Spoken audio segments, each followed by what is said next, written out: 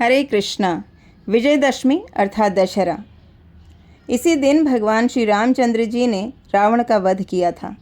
रावण पुलस्त्य ऋषि का वंशज था। रावण का जन्म उत्तम ब्राह्मण कुल में हुआ था, परंतु हमें शास्त्र बताते हैं कि उत्तम ब्राह्मण कुल में जन्म लेने से कोई उत्तम नहीं होता है। भगवान भगवद गीता में भी कहते हैं कि संसार में मनुष्य उच्च कुल में जन्म लेने से नहीं, उत्तम कार्यों से महान बनता है। इसलिए हमारा जीवन जन्म पर नहीं, कर्म पर आधारित है। रावण ब्राह्मण कुल में जन्म लेने के बाद भी असुर प्रवृत्ति का ही रहा। उसने भगवान श्री रामचंद्र जी की भार्या माता सीता का छल से अपहरण कर लिया था। उसी कुल में विभीषण का भी जन्म होता है, लेकिन विभीषण अपने कर्मों से महान बने रहे।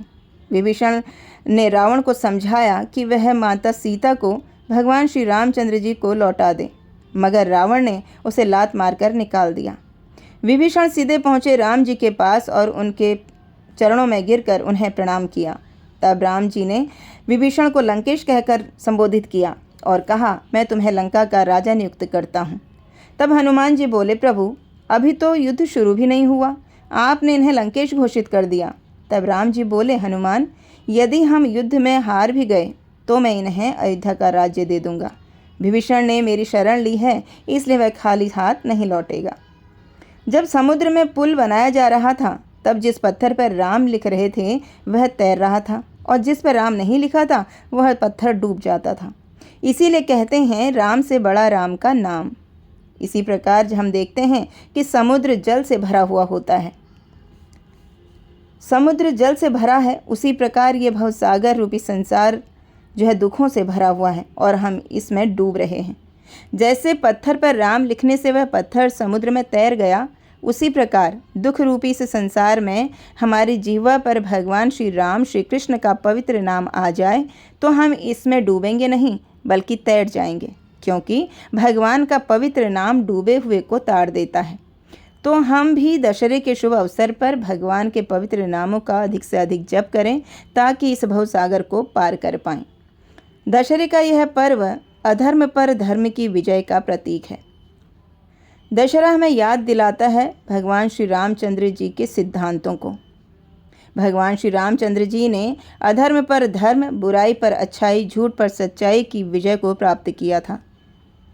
याद किया जाता है राम के सिद्धांतों को, लक्ष्मण के समर्पण को, सीता माता के त्याग को, भरत के भ्रातृत्व को, शत्रुघ्न के सेवा भाव को, हनुमान जी की सेवा परायणता को और सुग्रीव की मित्रता को। भगवान श्री राम जी की महिमा को वाल्मीकि जी ने 24,000 से भी अधिक श्लोकों में इसका वर्णन किया है, जो सत्य, धर्म और आदर्श के प्रतीक हैं। भगवान श्री राम जी ने रावण का वध किया और इसी दिन भगवान श्री कृष्ण की महामाया शक्ति माता दुर्गा ने भी महिषासुर नामक असुर का वध किया था। हृदय जब काम भाव को त्यागे तब होता है दशहरा। अहंकार रूपी लंका का जब दहन होता है तब होता है दशहरा। प्रेम का जब सेतु बने तब होता है दशहरा।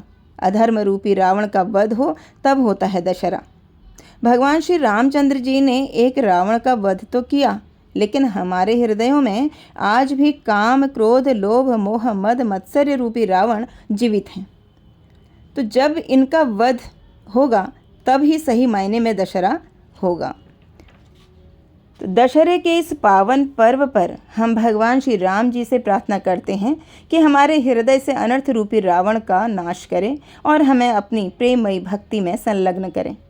भगवान श्री कृष्ण गीता में कहते हैं, परित्राणाय साधूनां विनाशाय च दुष्कृतां धर्म संस्थापनार्थाय संभवामि युगे युगे।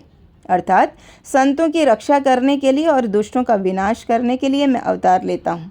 शास्त्र बताते हैं, भगवान के दो शक्तिशाली द्वारपाल जय और विजय को 3 जन्मों तक भगवान का शत्रु बनने का श्राप मिला था, जिनसे जय और विजय 3 बार शक्तिशाली असुर बनकर यहाँ आए।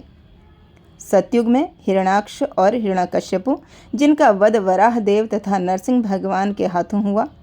त्रेता युग में रावण और कुंभकर्ण, जिनका वध भगवान राम ने किया। द्वापर युग में शिशुपाल और दंतवक्र, जिनका उद्धार भगवान श्री कृष्ण ने किया। और कलयुग में अनेक अनर्थ हैं हमारे हृदयों में। काम, क्रोध, लोभ, मोह, मद, मत्सर्य रूपी असुर हमारे हृदयों में बैठे हुए हैं, तो इनका उद्धार कैसे होगा, इनका वध कौन करेगा? वो है हरे कृष्ण महामंत्र, भगवान का पवित्र नाम, हरे कृष्ण कृष्ण कृष्ण हरे हरे, हरे राम राम राम हरे हरे।